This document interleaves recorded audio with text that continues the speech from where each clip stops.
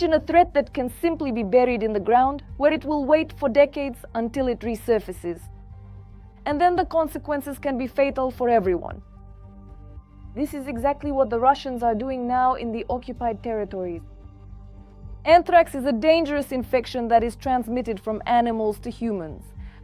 Its pathogen can turn into spores and survive where other bacteria would have long given up.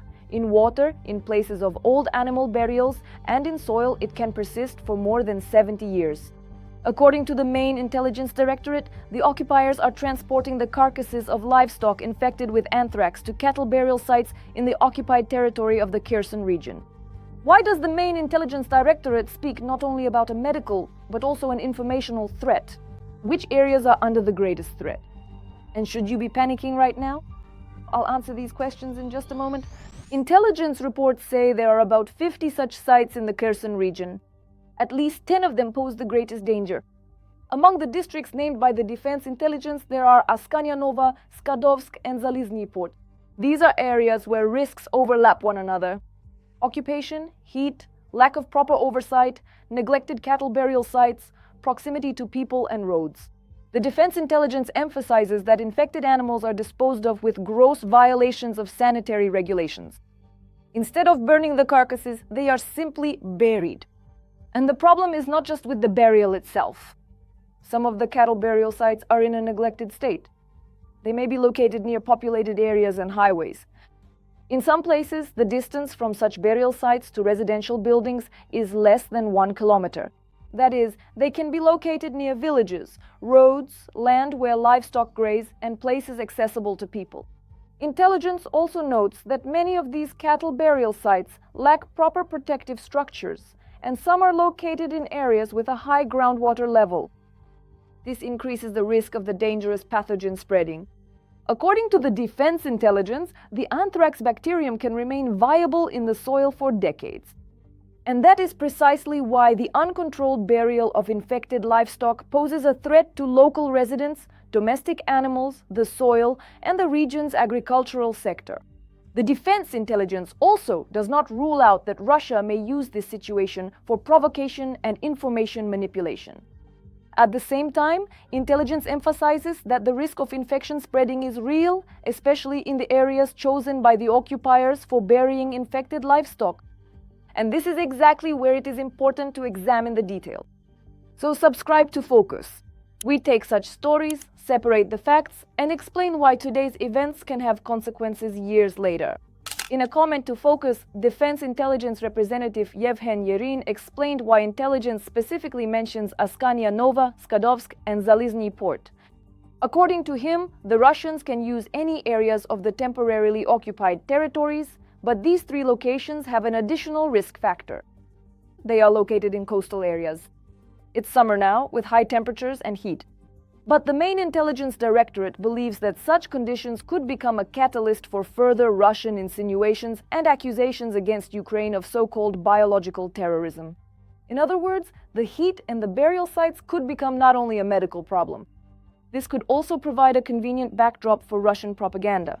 Yerin also noted that it is difficult to predict exactly how quickly a threat to people might arise if one of the cattle burial sites is damaged.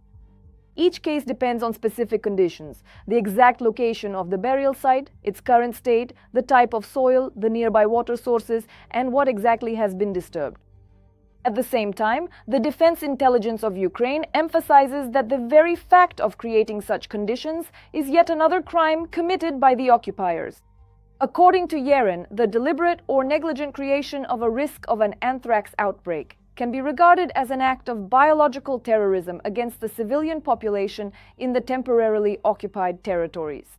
In response to Focus's question about whether there are already signs that Russia is preparing an information campaign to accuse Ukraine of using biological weapons, the Defense Intelligence of Ukraine replied that they cannot disclose this information at this time. Natalia Vinograd, the chief biosafety expert of the National Security and Defense Council, explained that anthrax has been known for a long time and is characteristic of many regions. The main danger is that its pathogen is very resilient in the environment. That is why animals that have died from anthrax cannot be handled carelessly. You can't just bury them and forget about it. Unfortunately, the Earth is not a magic delete button, although some people in the occupied territories really want to believe that. Previously, such carcasses were buried in specially designated places. These places were called stationary anthrax-infected sites. A special regime was in effect in these areas. It was forbidden to dig the soil there to build or to carry out agricultural work. Such places had to be fenced off, marked, and kept under constant supervision so that people would not enter the dangerous area, livestock would not come into contact with contaminated soil, and the pathogen would not spread further. The control of such cases must be a joint effort between veterinarians and medical professionals. Veterinarians are responsible for detecting and controlling the disease among animals. Medical professionals must quickly identify possible cases among people, provide treatment, and prevent the problem from spreading. The anthrax pathogen exists in two forms, vegetative and spore. Simply put, one form is unstable in the environment, while the other can survive for a very long time. And it is the spore that is the main problem. According to Natalia Vinograd, a spore can survive in water for up to 10 years and in soil for 70 years or more. That means a contaminated site can remain dangerous for decades. That is why areas where animals have been buried must not be disturbed, must not be dug up, and must not be built on. Another method of disposing of infected carcasses is incineration. But this requires resources. Properly incinerating a single cattle carcass may require about a ton of fuel. If an animal has died from anthrax, all parts of its body can be dangerous. Hooves, horns, tissues. Everything can be contaminated with bacilli, so incineration is the optimal option. But in wartime conditions and with resource shortages, this can be difficult. Both large and small livestock can contract anthrax. In nature, other animals can also be involved in this ecosystem, including rodents, although they play a lesser role. Previously, animals were vaccinated with a special vaccine and monitored to prevent cases of the disease.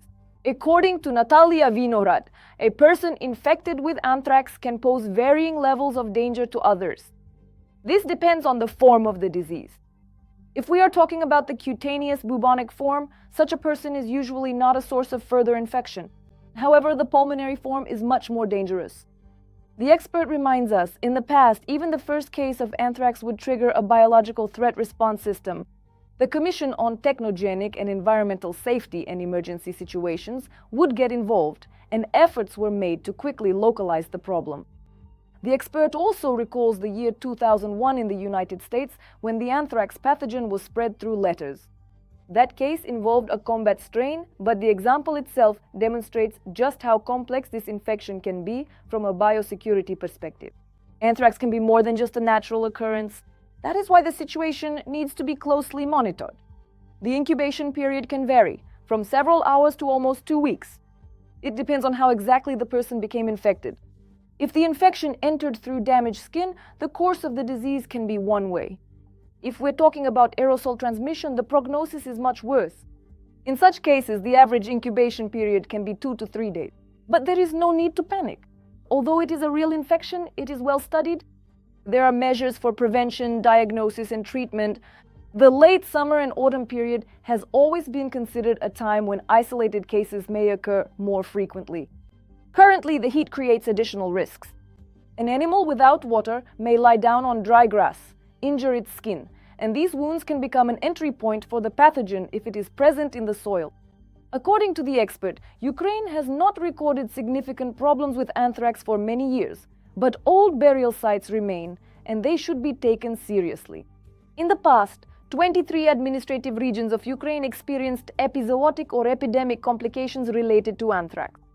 Some of these regions are currently in zones of active combat or occupation. So, while this is not a reason to panic, it is a reason to be vigilant. Anthrax is well studied and it can be treated, but only if it is detected in time. Let us know in the comments what you think about this story. Like this video, subscribe to Focus, and turn on notifications. Here we carefully examine specific facts that can have significant consequences.